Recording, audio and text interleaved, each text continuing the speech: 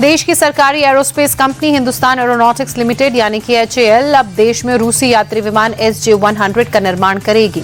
Wings India 2026 विमानन शिखर सम्मेलन में HAL और रूस की यूनाइटेड एयरक्राफ्ट कॉरपोरेशन UAC के बीच SJ-100 यात्री विमान को भारत में ही बनाने के लिए ऐतिहासिक समझौता हुआ। HAL अगले 3 से 4 साल में इसका निर्माण शुरू कर देगी। इस करार से भारत में यात्री विमानों के आयात पर निर्भरता कम होगी, साथ ही मेक इन इंडिया को भी बढ़ावा मिलेगा।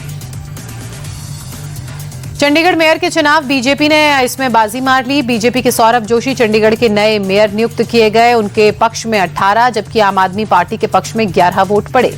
वहीं कांग्रेस को महज 7 वोटों से संतुष्ट रहना पड़ा। जीत के लिए जादुई आंकड़ा 19 वोट का था, लेकिन बीजेपी, कांग्रेस और आम आदमी पार्टी ने अलग अलग चुनाव लड़ा था, जिससे मुकाबला त्रिकोणीय हो गया। सबसे ज्यादा सीटें 18 वोट मिलने के आधार पर तय होनी थी, लेकिन सबसे ज्यादा सीटें जो कि बीजेपी को मिली, तो ऐसे में सौरभ जोशी को विजेता घोषित कर दिया गया। बीजेपी ने डिप्टी मेयर और सीनियर डिप्टी मेयर के पद पर भी कब्जा कर लिया है।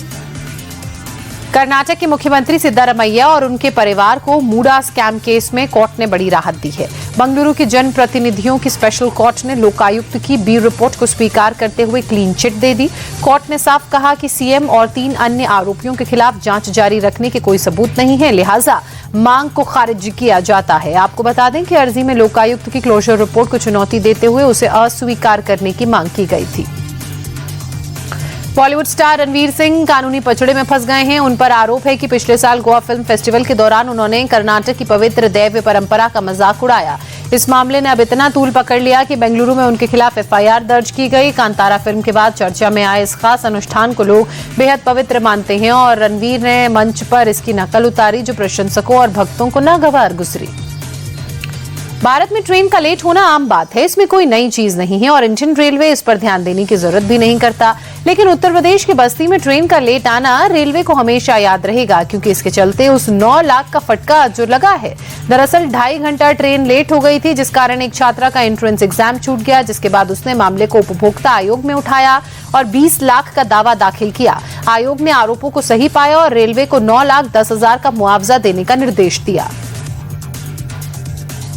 छत्तीसगढ़ में शांति और सुरक्षा बनाए रखने के लिए रजत जयंती पदक का अनावरण किया गया। मुख्यमंत्री विष्णुदेव साय ने पुलिस मुख्यालय में पदक का विमोचन किया। इस दौरान सीएम साय ने कहा कि यह पदक नक्सल विरोधी अभियानों में पुलिस बल के पराक्रम की अमिट पहचान बनेगा। साथ ही सीएम ने कहा, पदक छत्तीसगढ़ की माटी, संस्कृति और परंपराओं से गहराई से जुड़ा हुआ है। पदक गोल आकार का, रंग चांदी का होगा। छत्तीसगढ़ में पुलिस व्यवस्था को मजबूत बनाने की दिशा में एक बड़ा कदम उठाया गया है। मुख्यमंत्री विष्णुदेव साय ने 255 करोड़ रुपए की लागत से बने पुलिस भवनों और 8 नई साइबर थानों का लोकार्पण किया। इसके अलावा 9 पुलिस थानों के नए भवनों, ट्रांजिट हॉस्टल और सेंट्रल आर्म्स स्टोर का भी लोकार्पण किया। इस दौरान सीएम ने कहा कि बेहतर सुविधाएं मिलने से पुलिस अधिकारियों और कर्मचारियों को सकारात्मक काम करने का माहौल मिलेगा, जो उनको प्रेरणा देगा और कानून व्यवस्था और मजबूत हो पाएगी।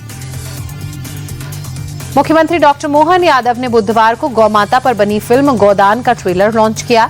साथ ही फिल्म के पोस्टर का विमोचन भी किया। फिल्म 6 फरवरी को रिलीज होगी। इस दौरान सीएम ने कहा कि फिल्म भारतीय संस्कृति में गौमाता के महत्व को दर्शाती है। साथ ही सीएम ने प्रदेश की जनता से फिल्म देखने की अपील की।